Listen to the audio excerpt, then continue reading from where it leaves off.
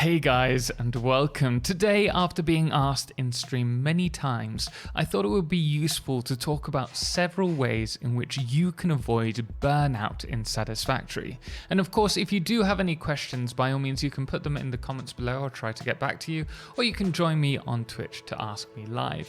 Now with that out of the way, let's jump into the video.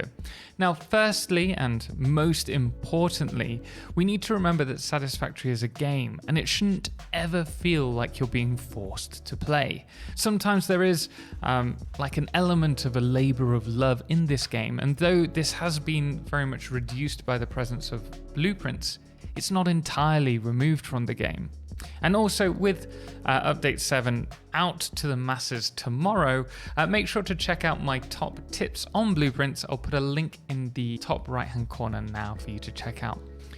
But regardless of this labor of love, it shouldn't remove the fun aspect of the game. So if you see people building humongous factories, don't force yourself to do the same. Play the game how you want to, rather than how you feel you ought to. And yes, that does mean if you want to go chaotic and play like, let's game it out, then by all means, please do. That being said, I know a lot of you do want to tackle the larger buildings, and that's fine, but if you do want to limit yourself from feeling overwhelmed to a point where you just want to give up, break down the larger builds into smaller bite-sized chunks. For example, you have a massive recycled plastics plant that we're doing here, which also has rubber and fuel, and that's going to be fueling a few hundred fuel generators. Don't try and do everything at once on the same day. Break it down into the first stage of oil refining, the plastic section, the rubber section, and then the fuel, and eventually the fuel generators, and just build one section at a time. And if it is a mind-bogglingly large build, then break that down into even smaller chunks. The last thing you want to do is overwhelm yourself. That is one of the main ways in which people do get burnt out playing this game. Obviously, not everyone gets burnt out though from building larger factories. Getting burnt out could happen to anyone at any time. So if you do at any point feel like you're starting to get tired of the game, try to realize what it is that's tiring you from the game. Is it the constant placing of items or playing the same world? If you know the cause, you can work out the solution by swapping out your playstyle, for example.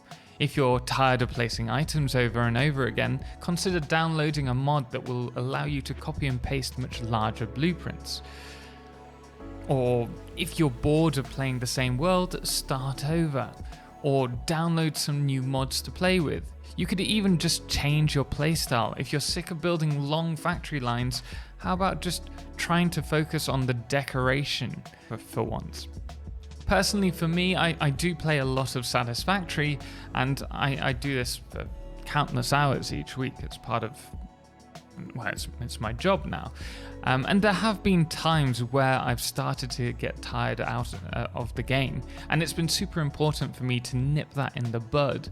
And for me, my favorite tip for avoiding burnout is actually to try out a particular challenge or a new playthrough. Now, I feel that having a particular challenge in mind can actually force me to become much more creative within the rules, the settings of this challenge. And it can also make the game quite refreshing, hence why I've done both the 5x5 challenge and also the hardcore variant. And there are countless challenges that you can attempt, and you can create them yourself as well. That being said, if you stay to the end, I'll talk about some of the most popular challenges that may renew your interest in the game. Another great way to have more fun in the game is actually to play with friends. That's not always an option, but you can always find people to play with either through the Discord rooms, or should you wish, you can, for example, I have my Patreon. Those that are a member of a Patreon get access to my servers so that you can play with the community there. And there have been some absolutely incredible builds on that server. So for example, if you do want to see what they've done in the last playthrough, then I will place a link to that video up above in the right hand corner now, as it really is quite incredible what the community can do when they get together behind something.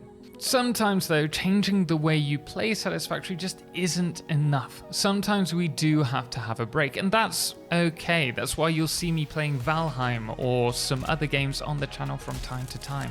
Jumping between games often allows you to have the break that you need in order to get excited about a new project. And if that's not the case, which sometimes it isn't, then you can go cold turkey. Don't feel afraid to do this. Just don't play Satisfactory for an update or maybe 2 updates, or wait until 1.0, and don't feel bad about it. It doesn't mean that you're not part of the community anymore. You're still part of this, and the game's going to be there for you when you return to it. So do what you need to get passionate again. And quite often when a new update does come around, everyone gets fired up about it. You get behind that hype. But those are all of my suggestions that I have in terms of avoiding burnout. Let me know in the comments below your favorite tip for helping you avoid burnout. But more importantly, if you have one that you'd recommend that I haven't covered, let me know in the comments below as well. And of course, don't forget to like and drop a subscribe if you haven't already. Now, as I did promise earlier, there are some challenge modes that you can have a go at to keep you entertained in Satisfactory. First and foremost, there's the no delete challenge. Once you've placed it, it can't be removed, so be very careful when you're playing this mode. It absolutely terrifies me. I don't think I'll ever give it a go. There's also the 5x5 challenge and its variants, which I've told you I've played, I've done, I've enjoyed. You can find the rules to them on satisfactorytips.com. There's a link in the description below.